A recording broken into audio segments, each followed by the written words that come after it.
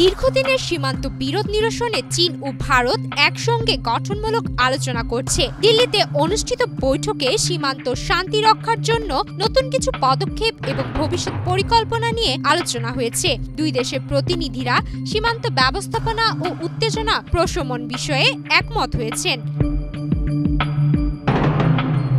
2 দিনের সফরে ভারতে আসা চীনের পররাষ্ট্রমন্ত্রী ওয়াং ই দিল্লিতে ভারতের জাতীয় নিরাপত্তা উপদেষ্টা অজিত দোভালের সঙ্গে বিশেষ প্রতিনিধি পর্যায়ের 24তম বৈঠক করেন। এতে সীমান্ত সমস্যার স্থায়ী সমাধানের লক্ষ্যে একটি বিশেষজ্ঞ গোষ্ঠী ও একটি কার্যকরী গোষ্ঠী গঠনের সিদ্ধান্ত হয়। পাশাপাশি কূটনৈতিক ও সামরিক পর্যায়ে আলোচনার মাধ্যমে উত্তেজনা কমানোর পথ খুঁজে বের করার বিষয়ে ঐক্যমত হন।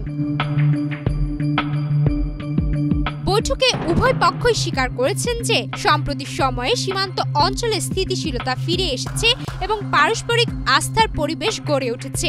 2020 সালের গালওয়ান সংঘর্ষের পর এই অগ্রগতি দুই দেশের সম্পর্কের ক্ষেত্রে ইতিবাচক দিক হিসেবে দেখা হচ্ছে। এই আলোচনা শেষ হওয়ার পর ভারতের প্রধানমন্ত্রী নরেন্দ্র মোদী ঘোষণা দেন যে চলতি আগস্ট মাসের শেষ দিকে তিনি চীন সফরে যাবেন এবং সাংহাই কোঅপারেশন অর্গানাইজেশনের সম্মেলনে যোগ দেবেন। এই সফরে চীনের প্রেসিডেন্ট শি জিনপিং এর সঙ্গে মোদীর বৈঠক অনুষ্ঠিত হবে। এটি হবে গত 7 বছরে তার প্রথম চীন সফর। এদিকে ওয়াং ই দিল্লির আলোচনার পর পাকিস্তান সফরেও যাবেন। এর আগে পাকিস্তান ও ভারতের সম্প্রতি উত্তেজনার সময়ে চীনের ভূমিকা নিয়ে প্রশ্ন উঠলেও চীন জানিয়েছে তারা প্রতিবেশী দুই দেশের সঙ্গে বন্ধুত্বপূর্ণ সম্পর্ক চায় এবং পারস্পরিক মতপার্থক্যের শান্তিপূর্ণ সমাধানে আগ্রহী।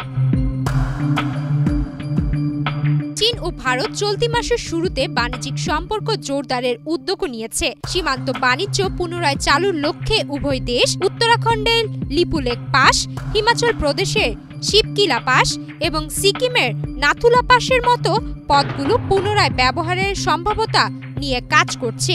গালওয়ান সংঘর্ষ এবং কোভিড মহামারীর সময় এসব রুটে বাণিজ্য বন্ধ হয়ে গিয়েছিল। চীন ভারতের এই সম্প্রতি কূটনৈতিক তৎপরতা দুই দেশের মধ্যে দীর্ঘমেয়াদী স্থিতিশীলতা এবং পারস্পরিক সহযোগিতার নতুন দিগন্ত উন্মোচনের ইঙ্গিত দিচ্ছে।